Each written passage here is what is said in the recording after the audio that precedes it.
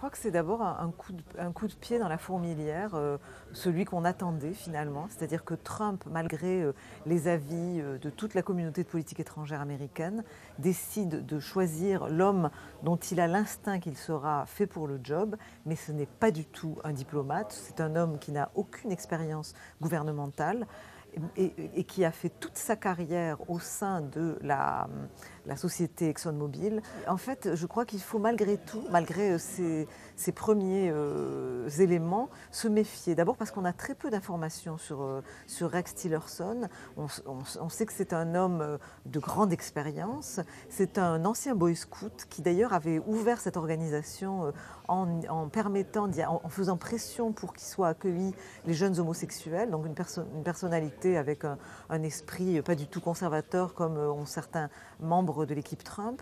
C'est aussi quelqu'un qui, sur la question du climat, n'est pas l'homme qu'on pourrait attendre, puisque contrairement à son prédécesseur à la tête d'ExxonMobil, il s'était prononcé pour une taxe carbone, pas du tout opposé à cette question-là. Il avait fait un certain nombre de démarches en disant la question du climat est une question importante et sérieuse. Donc ça c'est quand même un élément intéressant, alors qu'il y a une très grosse inquiétude sur que fera Trump avec l'accord climat. Sur la question des relations avec la Russie, il y a aussi un certain nombre de gens qui ont essayé de calmer le jeu en disant c'est pas parce que quelqu'un a eu des relations étroites pour défendre ses intérêts, ses investissements dans l'Arctique, en Sibérie, dans le pétrole, qu'il va nécessairement ne pas défendre l'intérêt national américain. En tout cas, c'est ce que lui promet, qu'il défendra l'intérêt national, et ça veut dire qu'il prendra en compte l'agressivité de la politique étrangère actuelle russe. Ce qu'espère Trump, c'est probablement qu'il jouera de ses bonnes relations pour essayer d'apaiser cette relation. C'est peut-être un vœu pieux, c'est même probable.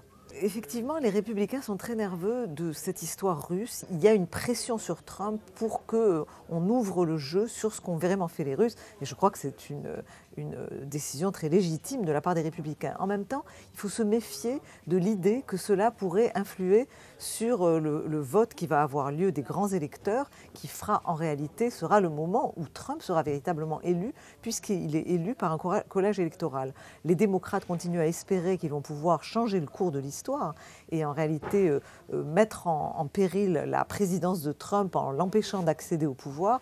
Mais je vois mal, personnellement, les grands électeurs républicains, à l'exception d'un qui a dit qu'il voterait contre lui, remettre en cause sa présidence. Ce serait un coup terrible porté au Parti républicain, alors que le Parti républicain aujourd'hui peut se réjouir de manière inespérée d'avoir à la fois le pouvoir présidentiel avec Trump, le pouvoir législatif, puisqu'ils ont la majorité aux deux chambres du Congrès, et bientôt la Cour suprême avec la nomination de nouveaux juges.